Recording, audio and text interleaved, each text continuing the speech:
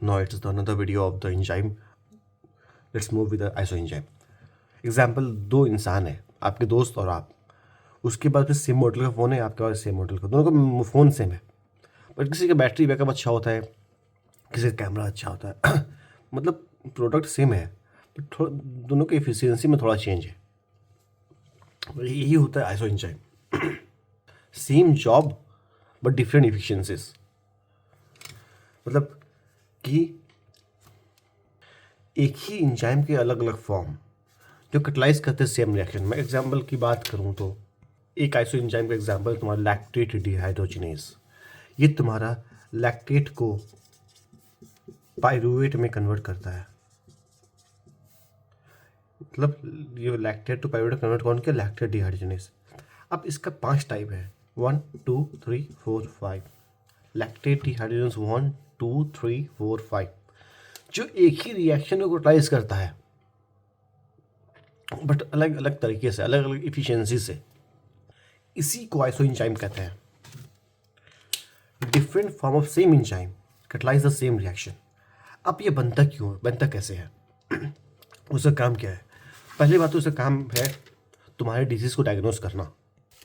तुम्हारे डिजीज़ को डायग्नोस करना लाइक तुम्हारा, जब अभी समझ में नहीं आ रहा हो बट बताता हूँ, CKMB जो है ये भी एक टाइप का आइसोएंजाइम है जो तुम्हारे हार्ट के डिजीज़ में काम आता है। LDH जो 5 है, 1 2 3 4 5 जो 5वां है, ये काम आता है तुम्हारे मसल के डिजीज़ को, लाइक मस्कुलर डिस्ट्रॉफी वगैरह, ठीक है। और LDH 4 है, ये काम आता है लीवर डिजीज़ में।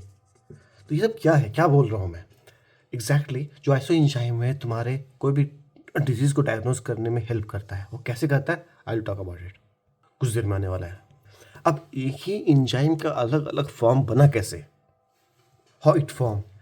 इधर जो LDH 1 2 3 4 5 है, ये अलग अलग जीन से बना, तब जाके इसका प्रोडक्ट जो है अलग है। एग्जाम्पल मैं बात करूँ अमाइलेज का, salivary amylase and pancreatic amylase, दोनों का फंक्शन सेम है कि दोनों तुम्हारा स्टार्च को, कार्बोहाइड्रेट को तोड़ेगा, समझ रहे हो? बट सिलेवरी का जगह अलग है, ये माउथ में तोड़ेगा, पैनक्रियाटिक तुम्हारा ड्यूडेनम में तोड़ेगा। इसलिए इसको कहते हैं आइसोएंजाइम। अगर अलग अलग जीन से बना है तुम्हारा आइसोएंजाइम, उसे कहते हैं ट्रू आइसोएंजाइम।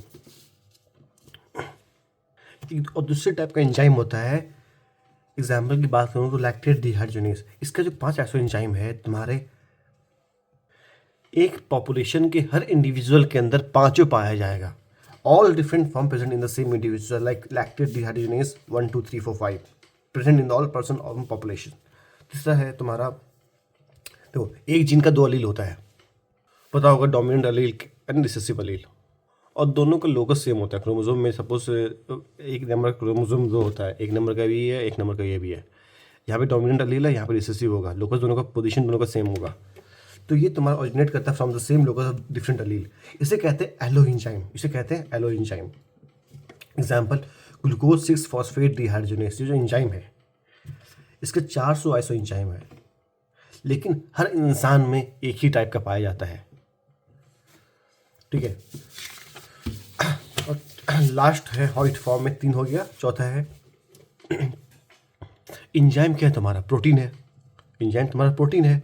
अब प्रोटीन किससे बना? RNA से। RNA किससे बना? DNA से। प्रोटीन RNA से, DNA से RNA बना, RNA से प्रोटीन बना। अब प्रोटीन बनने के बाद प्रोटीन में कुछ मॉडिफिकेशन होगा, उसे कहते हैं पोस्ट ट्रांसलेशनल मॉडिफिकेशन। इसे तुम्हारा produce different form same enzyme, इसे कहते हैं आइसोफॉर्म, ठीक है। DNA से RNA बना, RNA से प्रोटीन बना। अब इस प्रोटीन में कुछ मॉडिफिकेशन होगा और डिफरेंट फॉर्म ऑफ एंजाइम बनाएगा, उसे कहते हैं आइसोफॉर्म। और इसके एग्जांपल में आएगा तुम्हारा अल्कलाइन फॉस्फेट। अब आइसो एंजाइम एक दूसरे से अलग कैसे है? मैंने एग्जांपल दिया था फ़ोन का, कि तुम्हारे पास फ़ोन में तुम्हारा बैटरी बैकअप ज़्यादा है, तुम्हारे दोस्त के फ़ोन में तुम्हारा कैमरा क्वालिटी अच्छा होगा। तो भाई इन द सेम केस तुम्हारा आइसो एंजाइम एक दूसरे से अलग कैसे है? अलग है तुम्हारा इलेक्ट्रोफोरेटिक मोबिलिटी में। जो इलेक्ट्रोफोरेसिस में जो मोबिलिटी होता है वो अलग होता है। जो LDH1 है वो सबसे फास्ट मूव करता है, और 2 3 4 5 और सबसे 5 सबसे कम, 1 देन 2 देन 3 4 5। और एक और एंजाइम होता है क्रिएटिन काइनेज। क्या होता है? CK मतलब क्रिएटिन काइनेज। अब क्रिएटिन काइनेज का 3 आइसो एंजाइम होता है, BB MB MM, मतलब CK1 CK2 CK3। जो BB वाला है इससे ज़्यादा शो करेगा। एग्जाम्पल सब का डिस्कशन करेगा, सब का टाइम आएगा, सबको डिस्कस करेंगे अपन, डोंट वरी। BB ज़्यादा होता है देन MB देन MM, ये तो एग्जाम्पल दे रहा हूँ मैं। दूसरा ये डिफर होता है फ्रॉम हीट स्टेबिलिटी। कोई ज़्यादा हीट स्टेबल होता है, कोई हीट लवाइल होता है। मतलब हीट लवाइल बोले तो हीट सेंसिटिव। इसमें एग्जाम्पल होगा अल्कलाइन फॉस्फेट का। अल्कलाइन फॉस्फेट का अगर दो एग्जाम्पल लूँ तो alkaline phosphate alpha two HL, alkaline phosphate alpha two HS। मतलब हीट लवाइल हीट स्टेबल, एक हीट सेंसिटिव है, एक हीट स्टेबल है। और कैसे डिफर होता है इनहिबिटर, कि अगर एक एंजाइम तुम्हारा बहुत सेंसिटिव है इनहिबिटर को लेके, दूसरा ऐसा एंजाइम तुम्हारा बहुत रेसिस्टेंट होगा। केम वैल्यू केम वैल्यू तुम्हारा ऐसा एंजाइम का अलग हो सकता है। Example glucokinase hexokinase. जो ग्लूकोकाइनेस का केम ज़्यादा होता है, हेक्सोकाइनेस का केम कम होता है। अब कोफैक्टर रिक्वायरमेंट, मैंने कोई एंजाइम के टॉपिक में पढ़ाया था कि कोफैक्टर क्या होता है। अब कोफैक्टर अलग अलग आइसोएंजाइम अलग अलग कोफैक्टर का डिमांड कर सकता है। लाइक माइटोकॉन्ड्रियल डिहाइड्रोजनेस दो तरह का है, माइटोकॉन्ड्रिया में है और साइटोप्लाज्मिक में भी है। मतलब आइसोसिट्रेट डिहाइड्रोजनेस माइटोकॉन्ड्रिया में पाया जाता है, साइटोप्लाज्म में पाया जाता है। साइटोप्लाज्म में पाया जाएगा तो साइटोप्लाज्मिक, माइटोकॉन्ड्रिया में पाया जाएगा तो माइटोकॉन्ड्रियल। अब माइटोकॉन्ड्रियल आइसोसिट्रेट डिहाइड्रोजनेस को चाहिए NAD+, जो कोफैक्टर है, और साइटोप्लाज्मिक एसोसिएटेड डिहाइड्रोजनेस का ये NADP+। दूसरा है तुम्हारा टिश्यू ऑरिजिन, मतलब लैक्टेट सपोज, मतलब कि जो आइसोएंजाइम है वो अलग अलग और टिश्यूज ऑरिजिन हुआ है। लाइक LDH1 जो है वो हार्ट में ऑरिजिन होता है, LDH5 मसल में ऑरिजिन होता है। एग्जाम्पल दे रहा हूँ।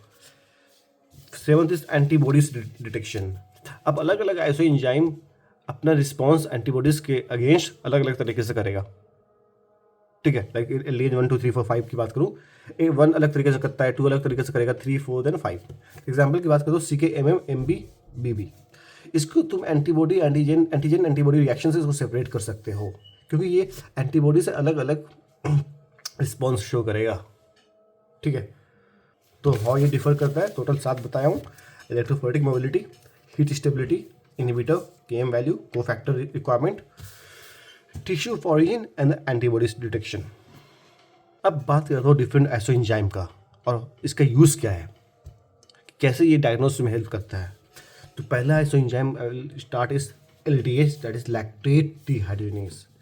लैक्टेट डिहाइड्रोजनेस जो एंजाइम है वो 4 सब यूनिट से बना हुआ है, जिसको कहते हैं टेट्रामर, और it compose of H and M, और उसके 5 सब आइसोएंजाइम होता है, LDH1 2 3 4 5, और 5 तुम्हारा एक ही रिएक्शन को कैटालाइज करेगा, लैक्टेट टू पायरुवेट। अब देखो कौन कौन सा एंजाइम है, मैंने बोला 5 है।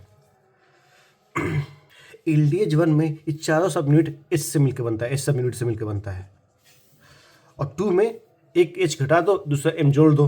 2 में H3M, 3 में H2M2, 4 में HM3, और 5 में पूरा M से होता है। ये सपोज LDH5 है तो पूरा M से होगा, M LDH5 LDH1।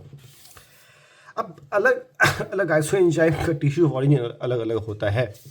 LDH1 जो होता है इसका हार्ट है, 2 का RBC है, 3 का ब्रेन है, 4 का लीवर है, 5 का स्केलेटल मसल है। मतलब 4 बार H आया हार्ट होगा, 4 बार M आया मसल होगा। देन तुम्हारा H2M2 जो बीच वाला है ब्रेन है, then HM3 liver, then H3M इस RBC। अब इसका सीरम का कंसंट्रेशन, सीरम में LDH में कितना कंसंट्रेशन है, 30% 35%, जो मैक्सिमम होता है, तो ध्यान रखो जो मैक्सिमम होता है वो LDH2 का होता है। अब मैं मोबिलिटी की बात कर चुका था कि LDH1 ज़्यादा मोबाइल होता है, देन 2 देन 3 देन 4 देन 5।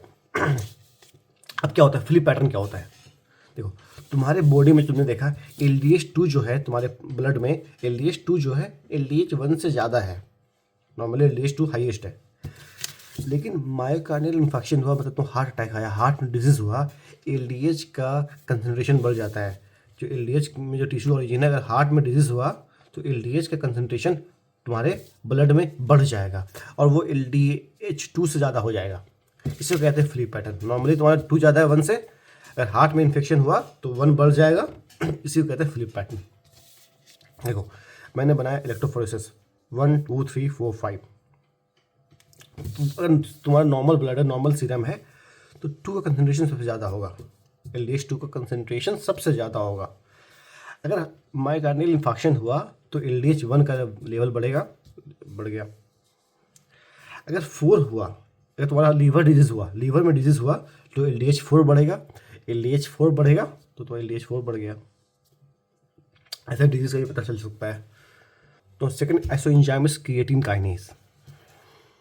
अब मैं इस वीडियो में बताता हूँ कि क्या क्या आइसोएंजाइम है। In the next video I will talk about the clinical enzymology, बताऊंगा कि कैसे डायग्नोज करता है। So for right now only focus on the isoenzyme का एग्जाम्पल पे। तो दूसरा एग्जाम्पल है क्रिएटिन काइनेज। अब ये क्रिएटिन काइनेज डाइमर है, ठीक है, और MNB सब यूनिट से बनता है। ऐसे 3 आइसोएंजाइम है, तीनों का फंक्शन सेम है। ये क्रिएटिन फॉस्फेट को क्रिएटिन में कन्वर्ट करता है। CK1, CK2, CK3। 1 में तुम्हारा दोनों सब यूनिट B होगा, 3 में दोनों M होगा। पहले B फिर MB देन MM। जो B भी है इसका टिश्यू ऑफ ऑरिजिन ब्रेन है, जो MM है मसल है, और MB वाले का टिश्यू ऑफ ऑरिजिन हार्ट है। इसीलिए जब हार्ट अटैक होगा तो MB का लेवल तुम्हारे ब्लड में बहुत ज़्यादा बढ़ जाएगा, तो इसको ये सिग्निफाई करता है कि तुमको हार्ट अटैक हुआ है, ठीक है। सिर्फ पर्सन को हार्ट अटैक हुआ था, अब वो हॉस्पिटल गया, अब हार्ट अटैक का मतलब हार्ट अटैक खत्म हो चुका है, सिम्टम खत्म हो चुका है, तो अब डॉक्टर कैसे पता करेगा कि उस पेशेंट को हार्ट अटैक हुआ है? तो वो ब्लड को चेक करेगा। ब्लड में तुम्हारा सीरम में MB का कंसनट्रेशन ज़्यादा होगा, तो वो बोल देगा भाई तुम्हें कुछ देर पहले हार्ट अटैक आया था। तो ऐसे डायग्नोज होता है, ठीक है। अगर ब्रेन डिजीज़ हुआ तो CK-BB बढ़ जाएगा, हार्ट डिजीज़ हुआ तो MB बढ़ जाएगा, मस्कुलर डिस्ट्रॉफिस हुआ तो MM बढ़ जाएगा। अब मोबिलिटी बताया था, 1 ज़्यादा होता है 2 से, 2 ज़्यादा होता है 3 से। हाँ, इन मायोकार्डियल इन्फार्क्शन CK-MB बढ़ेगा। और जब तुम पढ़ोगे तुम clinical enzymology in the heart disease, तो उसमें बताऊंगा नेक्स्ट वीडियो में। CK-MB जो होता है it is earliest enzymatic marker. किसी पेशेंट को हार्ट अटैक हुआ तो सबसे पहले अर्लीस्ट जो एंजाइमेटिक मार्कर है, जो अर्लीस्ट एंजाइम जो है उसके ब्लड में वो जो बढ़ेगा इट इज CK-MB। तब जाके कुछ और बढ़ेगा, तब जाके तुम्हारा LDH बढ़ेगा। LDH भी हार्ट के लिए है, CK-MB भी हार्ट के लिए है। इन सबसे पहले ब्लड में दोनों बढ़ेगा, LDH1 भी बढ़ेगा, CK-MB बढ़ेगा, लेकिन सबसे पहले तुम्हारा CK-MB बढ़ेगा तब LDH1 बढ़ेगा। इसलिए CK-MB को अर्लीस्ट एंजाइमेटिक मार्कर कहते हैं। The third isoenzyme is alkaline phosphate. और अल्कलाइन फॉस्फेट तुम्हारे सेल के अंदर नहीं होता है, ये तुम्हारा सेल है, सेल के सरफेस पे होगा, इसलिए इसको एक्टोएंजाइम कहते हैं। और इसका 6 आइसोएंजाइम होता है, अल्फा 1, अल्फा 2। ऐसा ट्रिक क्या है, पहले अल्फा लिखो, अल्फा 1 लिखो, फिर अल्फा 2 लिखो, फिर प्री बीटा, बीटा मतलब अल्फा बीटा गामा। अल्फा 1 में 1, अल्फा 2 में 2 लिख दो, बीटा के आगे प्री कर दो, गामा, फिर लिखो साइड। अल्फा 1 जो होता है वो इसका टिश्यू ऑफ ऑरिजिन है बिलियरी कैनेकुलाई। अल्फा 2 का 2 होता है, हीट लबाइल, हीट स्टेबल। हीट लबाइल होगा तुम्हारा हेपेटिक सेल में, बोले तो लीवर, और अल्फा 2 हीट स्टेबल प्लासेंटा में होता है। प्री बीटा बोन में, गामा इंटेस्टाइन में, लिकोसाइट, तो लिकोसाइट में WBC, हेपेटिक से बोले तो लीवर।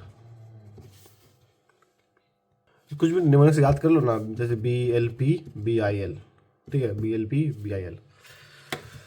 अब तुम्हारा ऑब्स्ट्रक्टिव जॉन्डिस में ये बढ़ेगा। वायरल हेपेटाइटिस में, अगर लीवर में कुछ वायरल हेपेटाइटिस हुआ, लाइक तुम्हारा लीवर सिरोसिस हुआ, तो अल्फा 2 हीट लबाइल बढ़ेगा। अगर बोन में डिजीज़ हुआ, like pilot disease, vitamin D deficiency, osteomalacia, pre beta बढ़ेगा। अगर तुम्हारे ब्लड में डिजीज WBC में कोई इन्फेक्शन हुआ तो लिकोसाइट बढ़ेगा। कैसे होता है लुकिया। तो मैंने बोला अल्कलाइन फॉस्फेट जो है एक्टोएंजाइम है, मतलब कि तुम्हारे सेल के सरफेस पे पाया जाता है, ठीक है। अब दिस इज अ लीवर। अब यहाँ पे होता है गॉल ब्लैडर, तो यहाँ सब निकलता है तुम्हारे बाइल डक्ट, ठीक है। बाइल डक्ट के अंदर फ्लो करता है बाइल जूस। अगर इस बाइल फ्लो में ऑब्स्ट्रक्शन हुआ तो ये तुम्हारा बैक फ्लो करेगा। जब बैक फ्लो करता है तो ये सेल के सरफेस को डैमेज करता है, सेल मेम्ब्रेन गेट्स डैमेज, और तुम्हारे ये होता है तब यहाँ से अल्कलाइन फॉस्फेट तुम्हारा रिलीज होकर ब्लड में जाएगा। मैंने बताया था इस पे जो सरफेस पे होता है अल्कलाइन फॉस्फेट, वो निकल के ब्लड में जाएगा, और ब्लड में जो अब तुम जब इसको मेजर करोगे तो ब्लड में तुम्हारा अल्कलाइन फॉस्फेट का कंसनट्रेशन जो होता है वो बढ़ावा मिलेगा तुमको। इसलिए ऑब्स्ट्रक्टिव जॉन्डिस में तुम्हारा जो मैं केस बताया ऑब्स्ट्रक्टिव जॉन्डिस का बताया, ऑब्स्ट्रक्टिव जॉन्डिस में तुम्हारा जो अल्कलाइन फॉस्फेट है तुम्हारे सीरम में, तुम्हारे ब्लड में 10 से 12 गुना बढ़ जाता है। अगर अल्कलाइन फॉस्फेट 10 से 12 गुना बढ़ेगा तो ये तुम्हारा जताएगा कि तुमको ऑब्स्ट्रक्टिव जॉन्डिस हुआ है। लाइक अब क्या होता है, 3 केस होता है। अगर तुम्हारा ऑब्स्ट्रक्टिव जॉन्डिस 2 से 3 गुना बढ़ा है, मॉडरेट बढ़ा है, तो ये दिखाता है कि it is a hepatic disease, indicate करता है it is hepatic disease. Like तुम्हारा लीवर में हुआ, लाइक वायरल इन्फेक्शन, अल्कोहल हेपेटिक्स बोला जाता है, हेपेटिक जॉन्डिस हुआ। अगर 10 से 12 गुना बढ़ा है तो ऑब्स्ट्रक्टिव जॉन्डिस का केस हुआ। अगर 25 से भी ज़्यादा बढ़ा है तो ये इंडिकेट करता है बोन डिजीज़ है। बोन डिजीज़ में जब तुम्हारे बोन में डिजीज़ होगा तो अल्कलाइन फॉस्फेट जो है ये भारी मात्रा में ब्लड में बढ़ता है, ठीक है। लाइक तुम्हारा रिकेट्स में, पेजेंट डिजीज़ में, ऑस्टियोमलेशिया में, कार्सिनोमा में। तो यहाँ पे जाके तुम्हारा सो एंजाइम का लेक्चर खत्म होता है। In the next video I will start from the clinical enzymology, ठीक है।